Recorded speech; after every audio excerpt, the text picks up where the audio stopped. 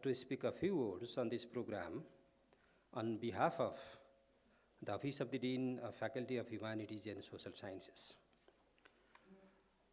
This conference, titled the Kathmandu Conference on Communication and Media 2024, is being organized by the Central Department of Journalism and Mass Communication in collaboration with the Kathmandu-based Center for Media Research, Nepal. And I think this might be the first conference of this kind organized by Central Department of Journalism and Mass Communication. This two-day conference aims to foster discourse on communication and media in Nepal and South Asia. It will serve as a regional platform to highlight and promote the works of South Asian and Nepali scholars in communication, media, and journalism. Academics and practitioners from the media and communication field will address critical questions such as how should media education be designed. The conference will delve into pertinent issues related to media and communication with the goal of discovering innovative ways to bridge classroom learning with real-world applications. A number of themes will be covered in the conference. The themes will include the coverage of Indian media and South Asian countries beyond India, data-driven media consumer behavior analysis with media engagement rating systems, the cross-border spread of misinformation in South Asia, and the challenges posed by the age of multi-channel and audience fragmentation. These discussions are expected to serve as a valuable pathways for this department, the department under Faculty of Humanities and Social Science at Tribhuvan University. And I hope the discussions and deliberation in the conference will also help design the new curriculum in this department. The event will bring together academics, researchers, media professionals, students, emerging scholars, and communication enthusiasts. Key themes of the conference include combating misinformation in the age of artificial intelligence, media and corruption issues, making journalism viable, the future of journalism, and the relationship between media and the state. One of its core objectives is to facilitate meaningful and in-depth discussions on pressing issues in media and communication while fostering a collaborative platform for the exchange of knowledge and ideas.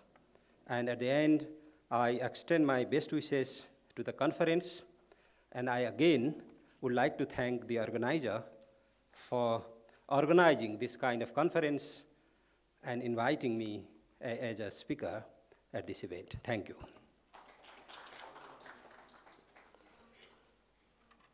Thank you, Dr. Dhakal, for your valuable message. As he said that this conference will feature separate discussion among the experts, journalists, and researchers on the topics such as fight against misinformation in the age of artificial intelligence, media and corruption, the future of journalism, the relationship between media and the state, and the sustainability of journalism. That's why we have named this conference as Communication and Media Conference 2024. As you all know that, we have invited our Vice Chancellor, sir, for this event, but he could not make it, though he could not make it physically present, but he has sent us the message and the greetings from his side. And to deliver the message from his side, I would like to now request Professor Dr. Binod Joshi, sir.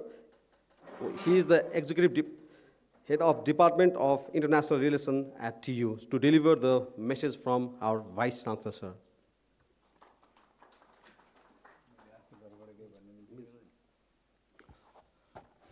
Thank you very much for inviting me in this program.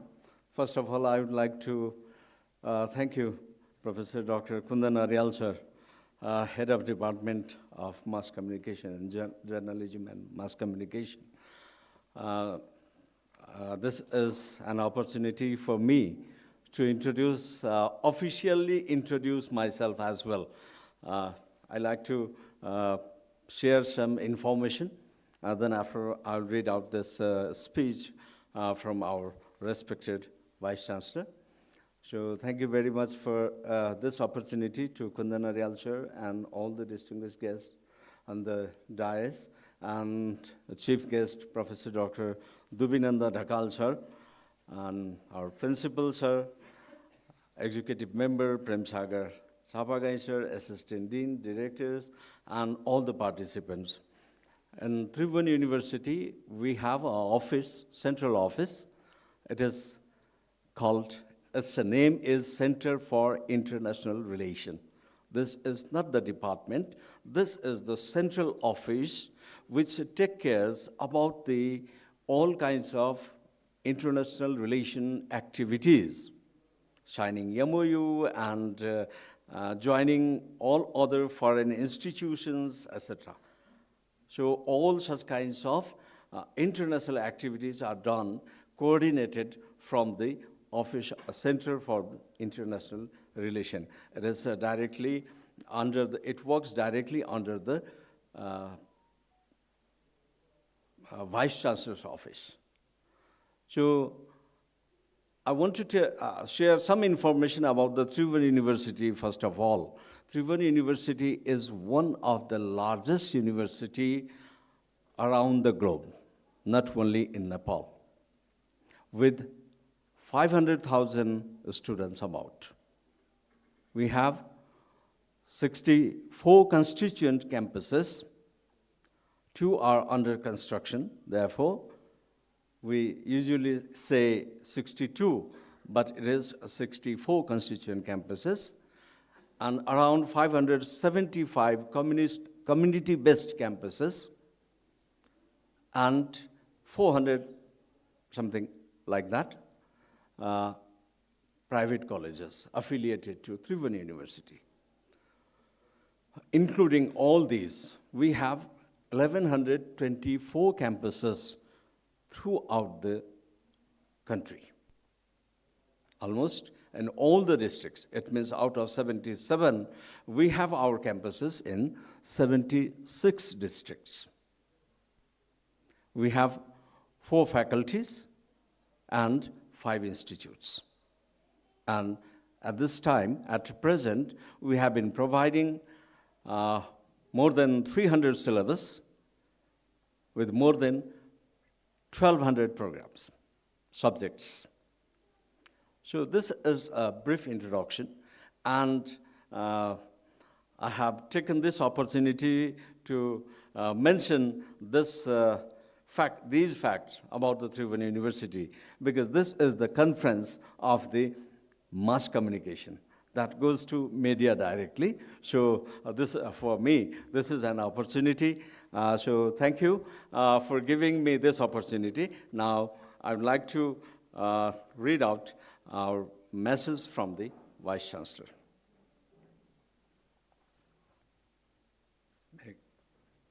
I need your permission. Thank you. Good morning, everyone.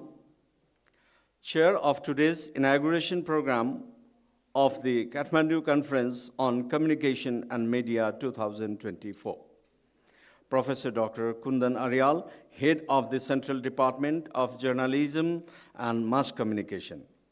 Professor Dr. Dubinanda Dhakal, Dean of Faculty of Humanities and Social Sciences. Executive Council Member, Professor Dr. Prem Sagar Chapagai. Principal, Directors, Assistant Deans, distinguished guests from Nepal and South Asia,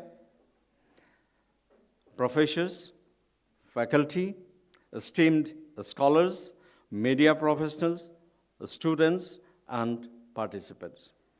It is a pleasure to address you, albeit through this message. I sincerely apologize for my absence today. An unavoidable commitment and ongoing Senate meeting prevents me from attending in person. However, I am deeply honored to extend my warmest regards and best wishes for resounding success of this important conference. this two-day event, organized by the Central Department of Journalism and Mass Communication in collaboration with the Kathmandu-based Center for Media Research, Nepal, provides a vital platform for dialogue and collaboration on critical issues facing media and communication in Nepal and in South Asia. The conference's diverse themes, including combating misinformation in the age of AI, the relationship between media and the state, ensuring journalistic viability, and the future of media, are both timely and crucial. I am confident that the discussions will generate valuable insights that will inform both academic research and practical approaches to the challenges faced by the media and communication sectors today. The participation of academics, practitioners, emerging scholars, and students highlights the collaborative and inclusive spirit of this gathering. By bridging theory and practices, this event will undoubtedly contribute significantly to advancing media education and practice in the region. The exploration of innovative topics such as data-driven consumer behavior analysis, cross-border misinformation, and the evolving media landscape in South Asia align perfectly with Tribhuvan University's commitment to promoting academic excellence and addressing real-world challenges. I express my sincere appreciation to the organizers, especially the Central Department of Journalism and Mass Communication, a distinguished department within the Faculty of Humanities and Social Sciences, for their tireless efforts in convening this important conference. Your dedication to amplifying the scholarly contributions of Nepali and South Asian academics is commendable and paves the way for meaningful collaboration and impactful research. As you embark on this journey of discourse and discovery, I extend my best wishes to all participants. May the insights and ideas gathered over these 2 days foster transformative changes in the field of communication and media, benefiting not only Nepal, but the entire South Asian region. Again, I regret my absence, but assure you of my full support. I am confident that this conference will be a remarkable success and look forward to learning about its outcome. Thank you, and I wish you a fruitful and enriching conference. Warm regards, Professor Dr. Kesarjang Baral, Vice Chancellor, Tribhuvan University. And thank you to all of you for giving me this opportunity and listening me. Thank you. Thank you very much. Thank you very much, Professor Dr. Binod Joshi, for giving a brief introduction about the international relations studies in Nepal and also about TU, and for delivering the speech of our Vice Chancellor.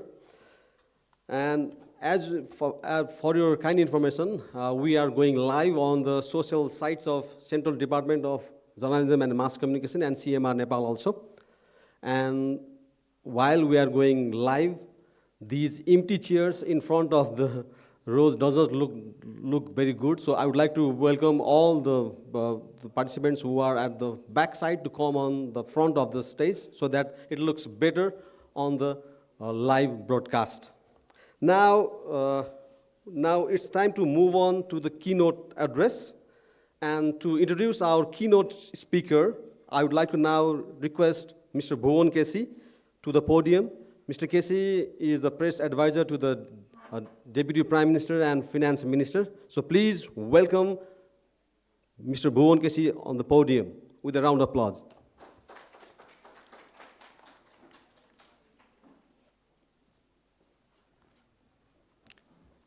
Good morning, all. It is honor to introduce Professor P. Kharel, who is the first professor of journalism and mass communication in Nepal.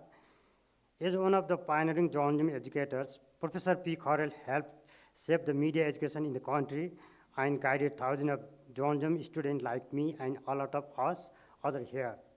During his active years as a professor at the Tribhuvan University.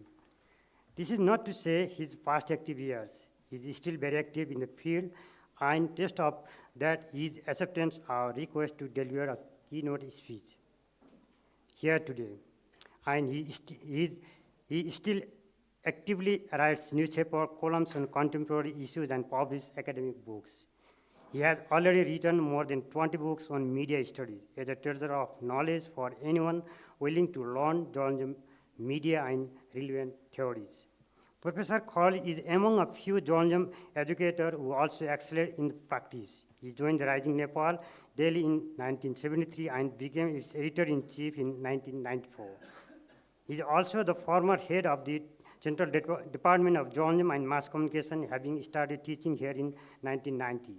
He is also the former chairperson of Nepal Press Institute and currently sits in the advisory committee of the Center for Media Research Nepal, CMR Nepal. On the behalf of Central Department of Journalism and Mass Communication and Center for Media Research Nepal, I thank him for accepting the request. And let me bring him on his own statement immediately after his retirement from Tribhuvan University. I am retired but not tired. Kharel sir, it is our pleasure to have you here. Thank you.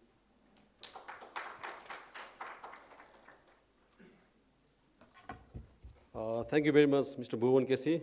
As we all know that Professor P. Kharel he does not need any kind of introduction, but we tried our best, and that's the kind of, positive gestures towards him. He's retired but not tired, as Mr. Kesi also said. Now, I would like to request, ladies and gentlemen, it's our honor to invite our keynote speaker, Professor P. Kharel, to deliver his keynote speech on the topic, Age of Multi-Channels and Audience Fragmentation. Please welcome Professor Kharel with a round of applause.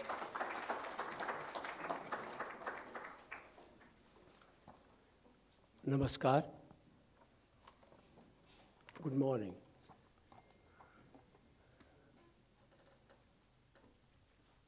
Respected guests, including the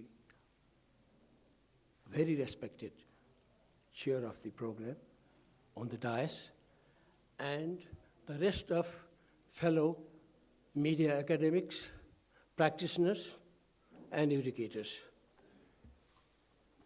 Let me at the very outset say that I'm here not to boast about my activity, but I must stress that after 5 years, I have returned to the Central Department of Journalism and Mass Communication, taking regular classes at the MPhil PhD sessions.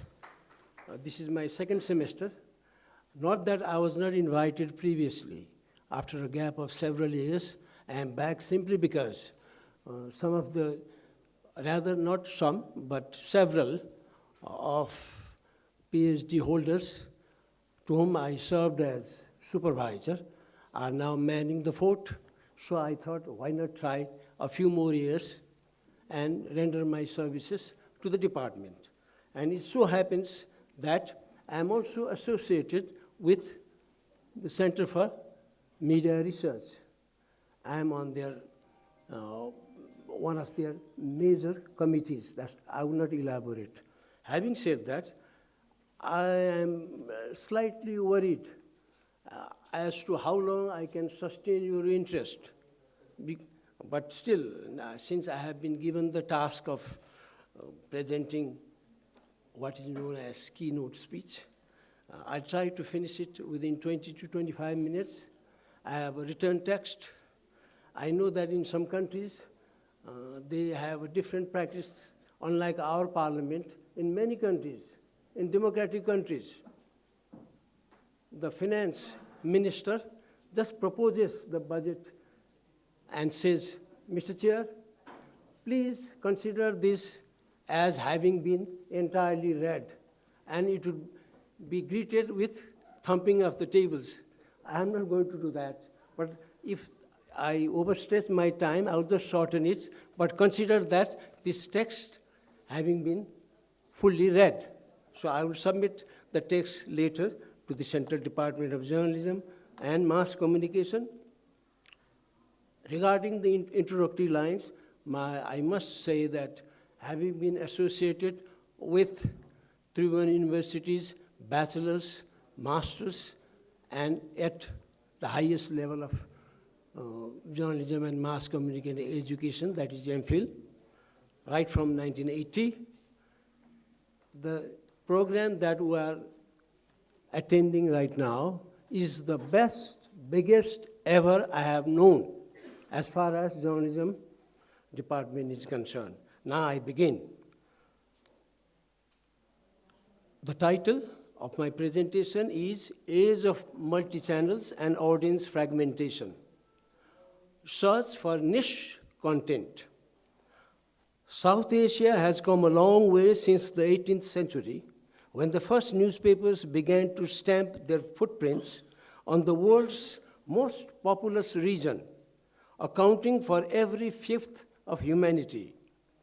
Idealized and idolized since more than 200 years as the fourth power or fourth estate, newspapers and their later day cousins in the broadcast landscape, followed by digital channels in the new millennium, are seen as contributing to making or marring individual and institutional images, just as they highlight issues that impact sizable sections of audiences.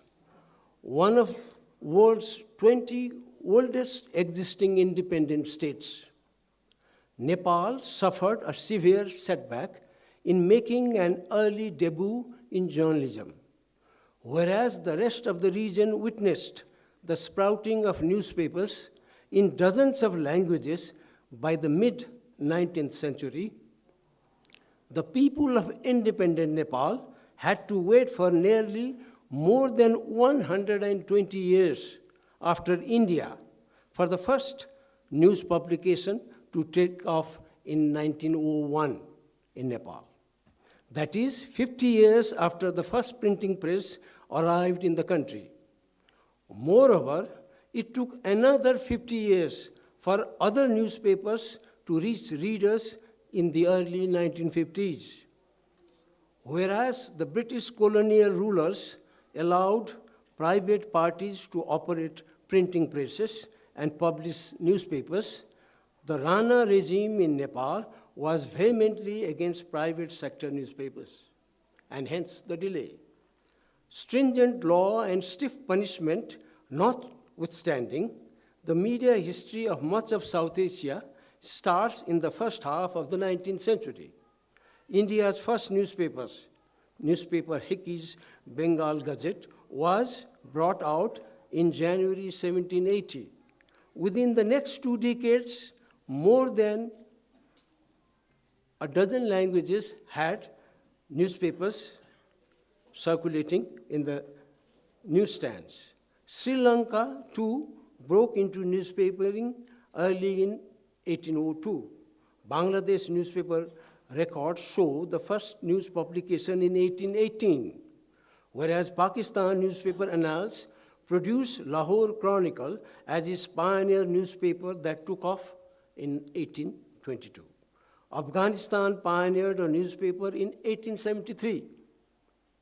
That is nearly 30 years before Nepal.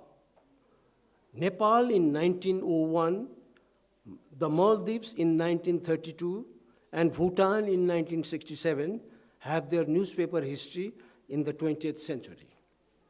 Because of their arrival in only the first half of the 20th century, the broadcasting media did not see as much a gap in their introduction in these countries. There was a little gap, but not much. And now comes the era of multi-channels in the communication landscape, inaugurating a variety of content choices. which enables the publics to pick their options in accordance with personal needs and specific interests. Time being a restrictive factor for any living being. Receivers give their attention to the media contents that serve their interests the best. The theory of multiple media choices and audience migrations sees fragmentation of audiences as an inevitable effect. Multiple avenues encourage migration to new interests and communication channels as curiosity expands and options create new avenues. Options are always power for audiences who are liberated from few or censored choices. This is the law of human nature. The more the choices in channels and contents, the greater are the prospects of diverse voices being heard, and promoting frequent interactions essential for productive participatory democracy. Dissenting views find space in their case. The theory would be that variety in options offers opportunities for individuals and groups to cultivate tastes they previously had not developed or could not even dream of. Opportunities are new and now accessible for acquiring new knowledge and skills that satisfy curiosity, address needs, or do both. Complete dependence on few channels gets loosened in a sphere of multiple choices. The publics are offered a range of services through multiple channels and easily available channels, often at reasonably affordable prices. Content narrowcasting and fragmentation of information seekers create competitive climes for news media, and free speech, formal and non-formal, covers non-media communication as well. In this, I must say that whenever we talk of journalism and mass communication, please, we must note that most of our prescribed textbooks in any university in Nepal that offers journalism, media, communications, or such other related subjects, theories are always there. Skills are not emphasized too much.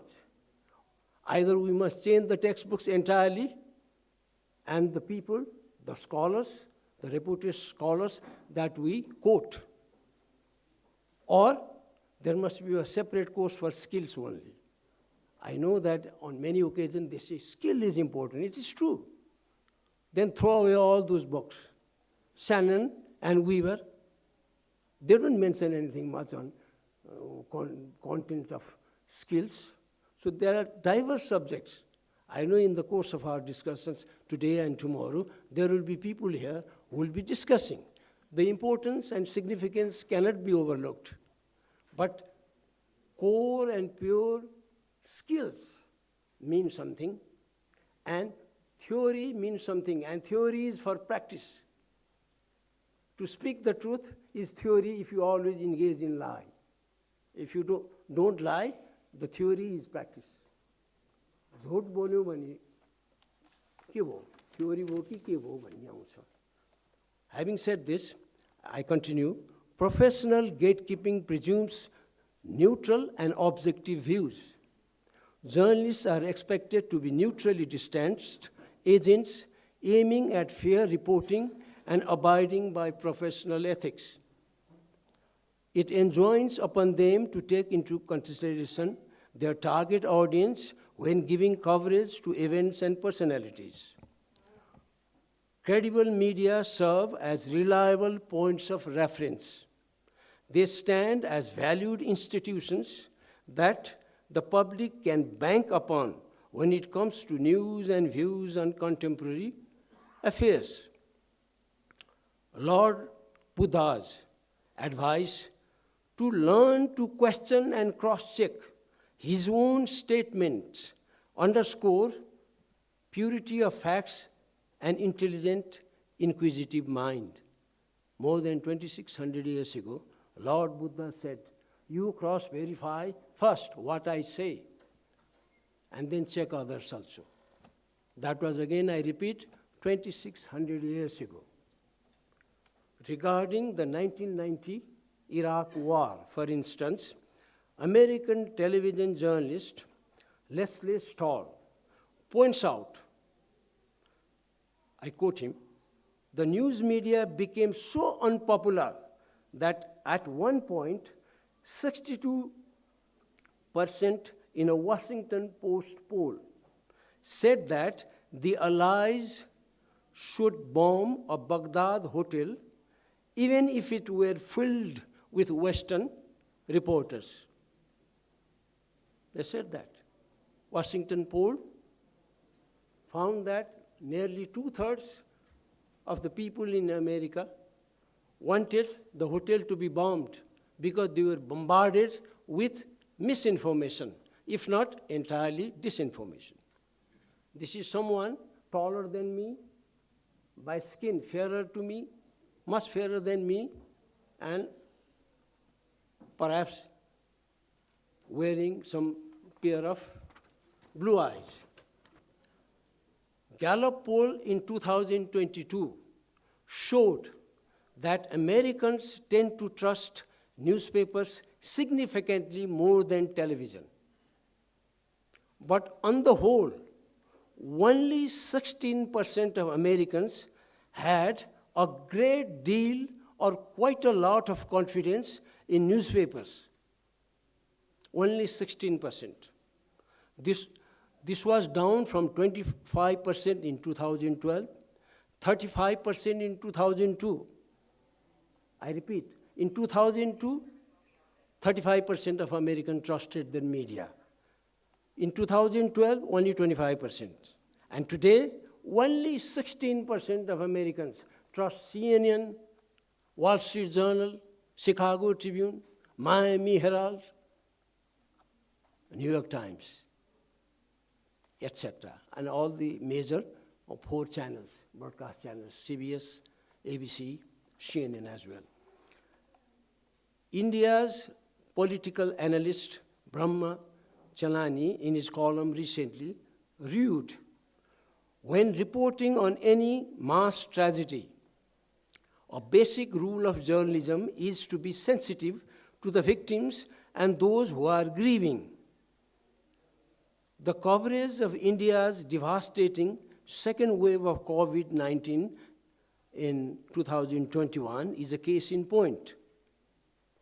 Western media were filled with images of dead bodies and other graphic scenes that generally would not have been shown following a similar disaster in a scene in a Western country. I too agree with it. However, we must take Mr. Chalani's statement with a pinch of salt. When the Indian media cover the rest of South Asia, they do the very thing that they don't want the Western media to do upon them.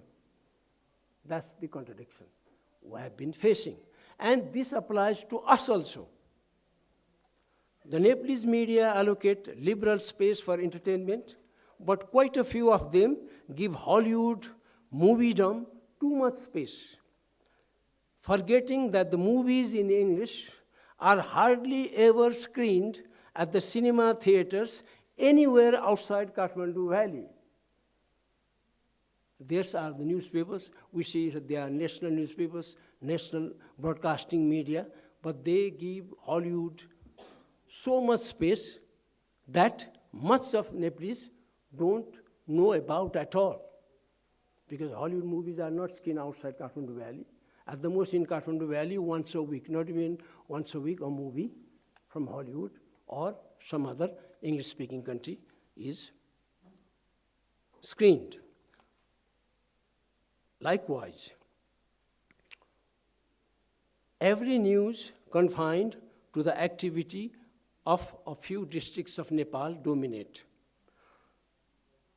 the widely cited Reporters Without Borders ranks Nepal top among its South Asian peers regarding Press Freedom Index. The latest Reporters Without Borders report is that Nepal tops, and what's our position is 74th, followed by Maldives, 106th, then followed by Bhutan, 147th. This is followed by Sri Lanka's 150th position. Next comes Pakistan, 152nd. And then comes India, 159th. Bangladesh, 165th. Afghanistan, 178th, out of a list of 180 countries. And if we don't agree with this kind of rankings, then what is the solution? What are we doing? Are we accepting this? Because normally we think they have a lot of revenue, advertisement, commercial pie is big in India because of the industrial base, hi-fi, lot of thrills and frills we can see, but the rankings give them a lower status than even Pakistan, much less than Bhutan or Maldives or Nepal. And this is, I'm not boasting or saying anything, I'm just making a clinical statement here. Either we must have a new criteria assessing ourselves, or we must accept what the Paris-based Reporters Without Frontiers says. Cohesive approach and cooperation create bonds for mutual benefit. Limited market for general news whose saturated existence drives away advertisers. Now there are multiple channels, not only news media, purely cinema screens are also available, and other forms of entertainment and informations are available. That is why there are numerous, literally thousands of channels of information, entertainment, and other aspects of communication that strive to obtain advertising. And advertising revenue is definitely limited. That is why the best will survive. Now I have only 2 or 3 minutes to go. South Asian constitutions generally guarantee right to information. This has not been implemented properly in any of the South Asian countries where this has been guaranteed, including India and Nepal. A.G. Nurani,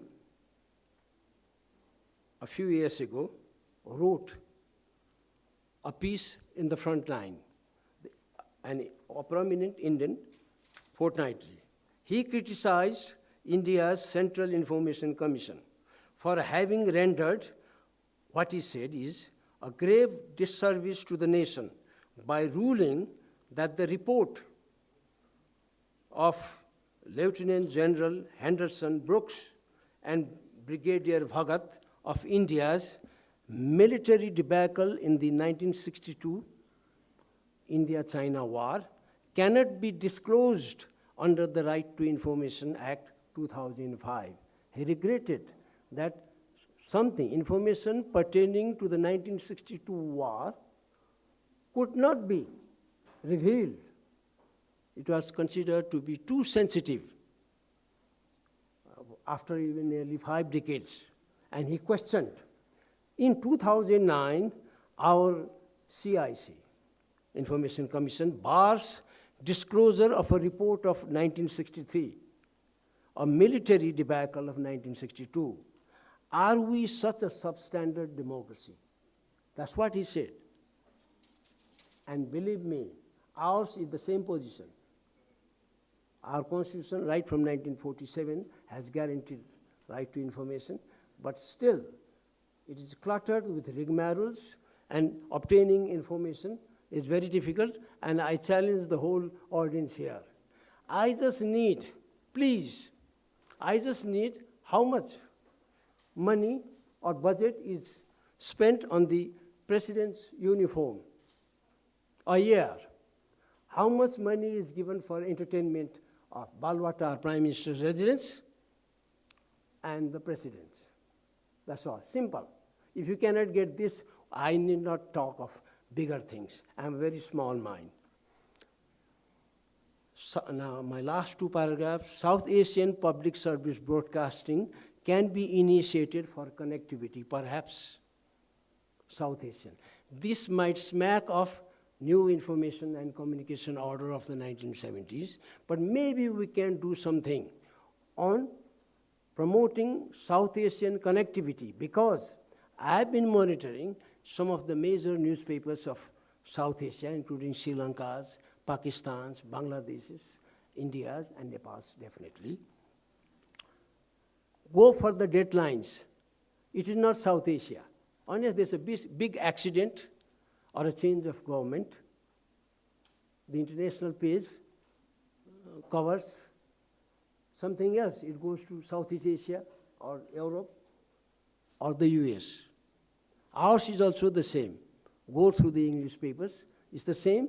And regarding international news, the newspapers running in Nepali language do the same. And some of the major broadcasting news bulletins also monitor BBC, and verbatim they broadcast it. So it's BBC for all practical purposes, starting from Radio Nepal and Nepal Television for that. So maybe we could do something, because last year the Indian government floated the idea of launching an international news media for television, a la Al Jazeera, actually. They didn't mention Al Jazeera, but Al Jazeera has carved a special space for itself. That is why it prompted BBC to launch Arabic television and the French to introduce English television in order to steal away some of Al Jazeera's audiences. Maybe our perspective has not come. First of all, we need to report on ourselves first, on Pakistan, Bangladesh, India, Nepal, Sri Lanka, Bhutan, and Bangladesh. The mirror is there, our media. Have they covered us or not? That is, and my last paragraph, and India is not the only country in South Asia facing roadblocks against citizens seeking information that powerful forces might consider sensitive. All others, including Nepal, suffer similarly. The state should either live by the letter and spirit of the right to information or scrap it altogether from the fundamental law of the land. Finally, my conclusion is that the new media has offered, the digital age has offered us enormous sources of information. Now people will diverge their interests. They will go for those contents that interest them the most. If we go as we are doing today, which is known as legacy media, then there will come a time when a very small, significant number of people will devote to news channels. Most of the time, they will go for other spheres of information and entertainment. The legacy media will have to remodel themselves and adapt to the times. General news will not do. In the past, when our existing leaders, they were in jail, they used to read Gorkha Patra right up to the print line, and whose editor was Gopal Prasad Bhattrai, Krishna Prasad Bhattrai's elder brother. Because they didn't have any other choices. Now there are too many choices. So we must go for specialized contents, niche marketing. Those who wish to continue legacy media, they too will have to concentrate more on what the reading audience, viewing audience, or listening audience might really be interested in. Otherwise, we are on the way out. Thank you.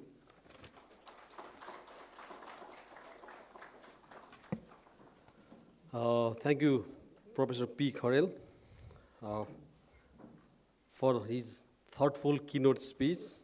And it's an honor, it's a matter of pride, and it's an opportunity to listen to him. And whenever we listen to him, he always gives some tips and tricks to what to write and what not. And thank you for that also, Professor Kharel, sir. Ladies and gentlemen, as I will already mentioned that we are going live on the social sites of Central Department of Journalism and Mass Communication and CMR Nepal. Please feel free to share that post so that those who cannot come here today will also have an opportunity to learn something from our two-day conference. And with this, we have almost come to an end of this inaugural session. So I would like to now to welcome to and his conclude this inaugural session with his concluding remarks. I now invite the chair of this session, Dr. Kundar Aryal, head of Central Department of Journalism and Mass Communication, Tribhuvan University, to share his remarks. Please welcome our chair, Dr. Aryal. Thank you, Pawanji. My respected, our all-time teacher, Professor P. Kharel, Chair of the CMR, Deepak Aryal, Professor Shobha Shrestha from Central Department of Geography, and at the same time she was with us with a scientific committee for this event also. And I have been watching many department heads, Professor Dr. Binod Pokhrel from Central Department of Anthropology, and Professor Prem Sagar Chapagai from Executive Council of Tribhuvan University, Executive Director Binod Joshi ji from Center of International Relations, and me from many friends from media and media-related organization, Chairperson of Nepal Press Institute, Tirtha Koirala ji, and Suman Basnet from AMARC Director, Executive Director of AMARC. This is one coalition of community radios in Asia Pacific, and principal of University campus, Tribhuvan University, Professor Dr. Dhyanendra Bahadur Rai. I am delighted to welcome you all to this camera building. We call it camera building of the Central Department of Journalism and Mass Communication, CDJMC. I extend warm welcome to you officials, all those. I may have forgotten to take some names, but I would like to warm welcome you all. Executive Director of Department of International Relations, and friends from Bangladesh, Dr. Suman, and I would like to congratulate you that you just yesterday you have become your department, head of your department. He is from University of Liberal Arts, Bangladesh, and from India, Mr. Anil, he is running media scholar groups in Delhi, and he is running very good journal in media studies, and he has been publishing many publications from media research. And my young friend from Sri Lanka, Mr. Gayan, so they will be presenting their views during this event, and media educators from different colleges, Chunbahadur ji is here, Ram Bahadur Dura, and other friends. And most importantly, my beloved students and faculty members. And I think my students means all the students from different colleges who are studying media studies in bachelor's level. We don't have bachelor's level over here, but you will definitely come sometime. We are very eager to welcome you here for your master's, for your graduate level study and MPhil. So this location itself reflects the long and relentless journey of media education in Nepal.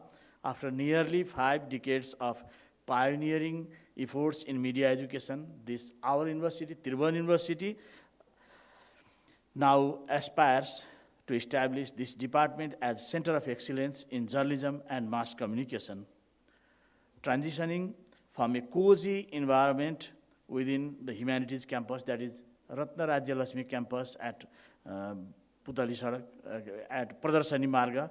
We moved to this facility last year, only last year, with the aim of broadening research and teaching opportunities in mass communication and reforming journalism education to align with our ongoing challenges in the communication landscape within the country and outside the country.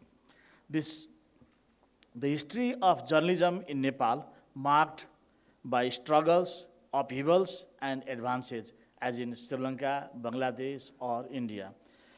Snaps over a century, we have been at least for at least the last 8 decades, it has served as communication lifeline in the country, contributing significantly to Nepal's socio-political sphere. Today, on one hand, the information and communication ecosystem has undergone a tremendous transformation, especially since the start of this millennium, a process accelerated by the restrictions on physical mobility during the COVID-19 pandemic. During that time, this print newspapers, that was the a kind of final slap for the print media, because many newspapers, many print media publications, they closed down their editions during that time. And even today, this is not that much good time for the print media, as we have other options available in digital media. On the other hand, journalists' role in delivering verified, fact-checked, and well-edited content with high ethical standards has become more critical than ever, because this time, proliferation of digital media, new media, or social media, that has they are posing challenges for the verified or verified information or edited content. Here, I would like to recall writings of Wilbur Schramm.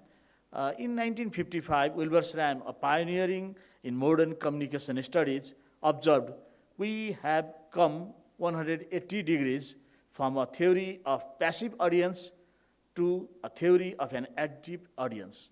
And now we are in the age of active audience, but at the same time, there are problems." As we near to the end of this 2024, in the midst of edited digital era, his concept of fraction of selection highlights the critical need for delivering thoughtfully created and responsibly edited content to serve the public good and minimize potential harm. Journalism schools like ours have a pivotal role to play in addressing this responsibility, and we are very much we are committed to bear that responsibility to make the information and communication landscape with professional communicators. While every new technology is a double-edged sword, digital advancement demand their responsible use. Journalism schools like ours must adapt to evolving technologies, their impact on human behavior, and social changes. And when Nepal first recognized the need for formal media training in the 1970s, the pioneer media educators, among the pioneer media educators, Professor Kharel is with us today. That time, neither the advanced technology or actively engaged audience we see today was widely envisaged, because there are many unprecedented things are going on around us. Today, if we claim to prepare professionals for the contemporary world, we must adopt innovative pedagogies and foster creative understanding of the field of communication. CDJMC, our department is committed to hosting discussions, exchanging ideas, and producing scholarly publications alongside vibrant and effective classroom teaching. We are making this humble effort because this is very initial step. This humble effort, despite limited resources, because the Nepali media community looks to us. We believe that Nepali media community looks to us to bridge the gap between classroom, the newsroom, and emerging communication domains.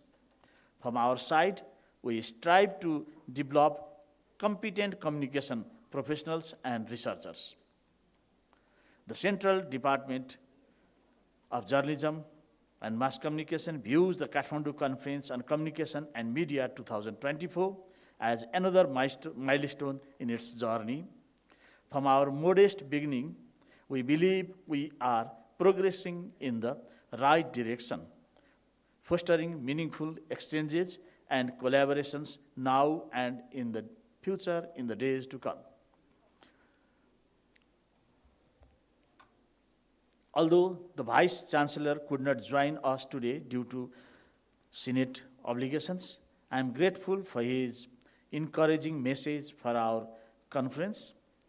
My sincere thanks go to Center for Media Research, CMR, for their hard work in bringing this conference to life, the leadership of Tiruvallur University for their support, and my colleagues at the department, my faculty members, and students at the department for their dedication. With this, I am concluding my closing remarks, and I think I should inform that we have delayed breakfast. I apologize for being late for the breakfast. Actually, we had planned before breakfast first and then program. But now I would like to join you all for the breakfast, and there we can talk more and converse more. And this is an opportunity to familiarize, to socialize with the friends from different colleges and different departments. Once again, I would like to welcome you all, and I would like to express my my respect, and I would like to thank my teacher, Professor P. Kharel, and now I'm closing my remarks, and breakfast is ready, I think. Yes, thank you. Thank you very much. Thank you, Dr. Orial, our chair, for his closing remarks and guiding this session to a meaningful conclusion. We will be back on the same hall at 11 a.m. for the next session. And please, those who have forgotten to register, our registration is open on the front of this hall. So please register your name so that we will be very happy to welcome you all in the coming sessions also. And our next session will be started on 11 a.m. and the breakfast will be served upstairs. So I would like to request all to join on the breakfast. And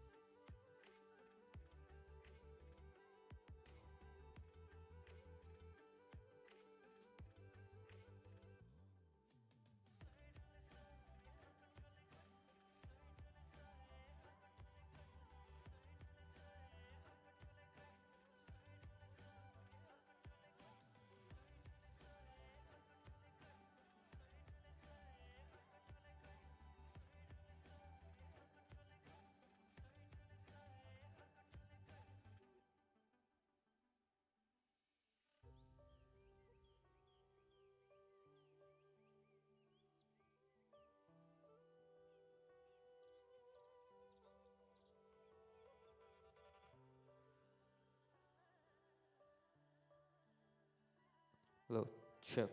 Hello. Hello, check, check. Hello, check, check, check. Hello, check.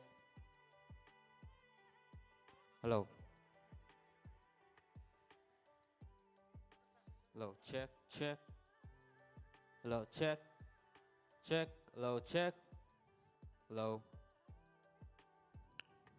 Check. Hello.